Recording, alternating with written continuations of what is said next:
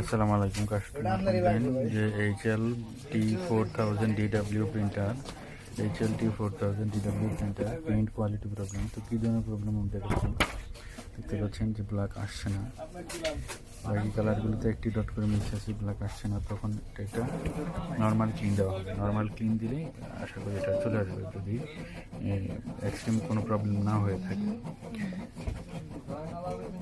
ক্লিনটা কীভাবে দেবেন আমরা দেখিয়ে দিচ্ছি। রেডি ক্লিন চলছে, সুতরাং আমরা এই মুহূর্তে দেখাতে পারছি না। আমি ক্লিনটা কমপ্লিট হলে আবার দেখাচ্ছি।